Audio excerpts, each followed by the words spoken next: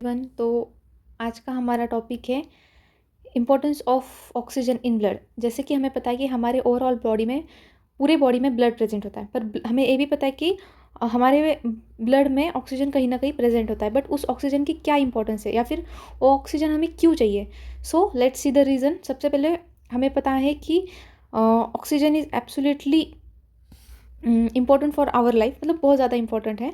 उसके reasons cellular respiration, brain का function, organ function, immune system और वोंड हीलिंग, ये सारी जो चीज़ें हैं वो O2 के द्वारा ही होगी, नहीं तो फिर नहीं होगी। लाइक हमारा जो O2 है, ऑक्सीजन है, वो सेल में जाके एटीपी बनाता है। अब एटीपी की तो हमें सबसे ज़्यादा ज़रूरत है। एटीपी मीन्स एनर्जी, और एनर्जी मतलब ऊर्जा या फिर शक्ति, तो उसकी हमें सबसे ज़्यादा ज़रूरत है। अब हमारा ब्रेन कितने सारे काम करता है, हमारे बॉडी के हर एक काम ब्रेन के द्वारा होते हैं, तो उसके लिए हमें O2 मस्ट है और एनर्जी मस्ट है। ऑर्गन फंक्शन, हर एक फंक्शन के, जैसे कि लीवर या फिर स्टमक, इनके कितने सारे फंक्शन हैं, इनके फंक्शन के लिए एनर्जी चाहिए, तो वो कहाँ से आएगी? ऑक्सीजन से आएगी।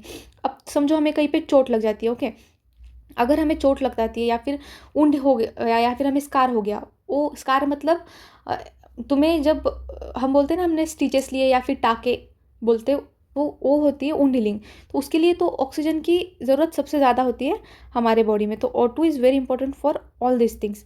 और इम्यून सिस्टम, अगर कोई सा डिसीज़ हो गया या फिर बैक्टीरियल इन्फेक्शन या फिर वायरल इन्फेक्शन, उसके लिए हमारी इम्यून सिस्टम वर्क करती है। इम्यून सिस्टम मतलब रोग प्रतिकारक शक्ति, या फिर मतलब हमें कोई डिसीज़ हो गया है, उससे हमें ठीक होना है, उसके लिए हमें एक सिस्टम चाहिए बॉडी में, तो वो कौन सी? Immune system. तो उसके लिए O2 तो मस्ट है।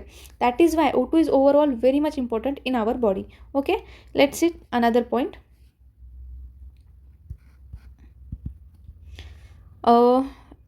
Just a second.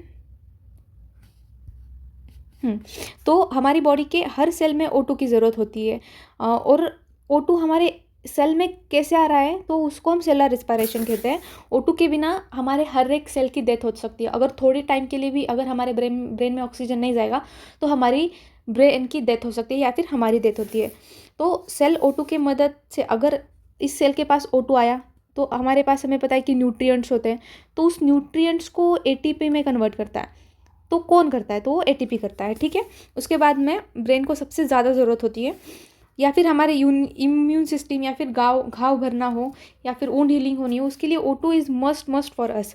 Therefore let's see the, मतलब हाउ इट वर्क्स। तो O2 आएगा, फिर वो नोज़ में आएगा, ओके, या फिर तुम उसे इनहेल करोगे, फिर वो तुम्हारे लंग्स में आएगा। अगर वो तुम्हारे लंग्स में आएगा, फिर वो तुम्हारे आरबीसी में आएगा, फिर वो तुम्हारे आरबीसी में आने के बाद तुम्हारे हर एक cell of body, each cell में जाएगा। एक सेकेंड, ईच सेल, ओके।